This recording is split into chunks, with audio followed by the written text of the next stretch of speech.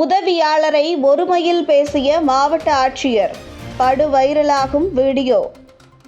விருதுநகர் மாவட்ட ஆட்சியர் அலுவலகத்தில் மாவட்ட ஆட்சியர் ஜெயசீலன் தலைமையில் வாராந்திர மக்கள் குறைதீர்க்கும் நாள் கூட்டம் நடைபெற்றது. இந்த கூட்டத்தில் பொதுமக்களின் மனுக்களை மாவட்ட ஆட்சியர் பெற்றுக் கொண்டிருந்தார். அப்பொழுது தனது உதவியாளரை அழைத்து மாவட்ட ஆட்சியர் சிகப்பு கலர் பேனா கேட்டுள்ளார்.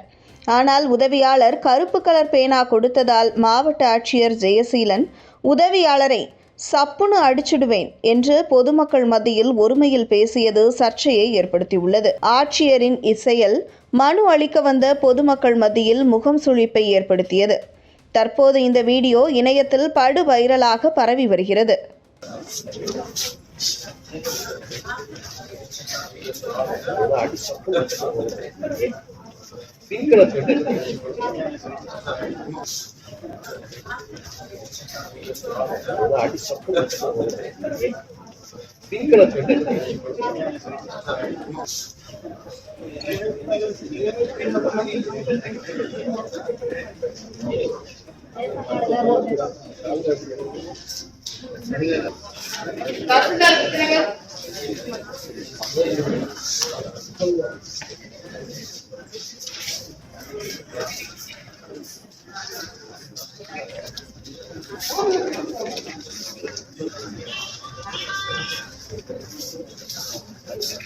Terima kasih 11 sudah.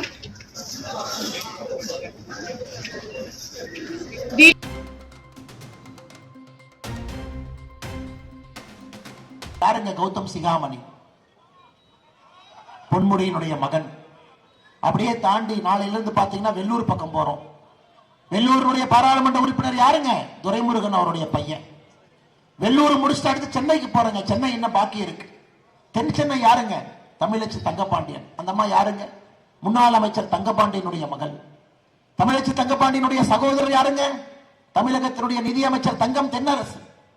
தென் சென்னையை தாண்டி அடுத்து மத்திய சென்னை போனீங்கன்னா தயாநிதி மாறன், கலாநிதி மாறனுடைய சகோதரர் முத்தொலி மாறனுடைய பையன். அப்படியே எட்டிக்குச்சி வட சென்னைக்கு போனீங்கன்னா கலாநிதி வீராசாமி, ஆற்காட்டு வீராசாமியினுடைய மகன். தமிழ்ல இந்தியால எங்கேயுமே அநியாயம் இந்த அநியாயம் இல்லைங்கய்யா. பீகார்ல கூட எங்கேயுமே இந்த அநியாயம் இல்லைங்கய்யா. எல்லா இடத்திலும் பட்டி தொட்டி எல்லாம். அப்படியே தாண்டி இப்ப புதுசா ஒரு ஸ்டைல் தூத்துக்குடி பக்கம் போனீங்கன்னா, தூத்துக்குடி நாம அமைச்சராக கீதா ஜீவன் இருப்பாங்க. தூத்துக்குடி மேயராக கீதா ஜீவனுடைய தம்பி இருப்பார். இது புதுசா ஆரம்பிச்சிருக்கிறாங்க. இன்னைக்கு 2 புது வரவுங்க ஐயா.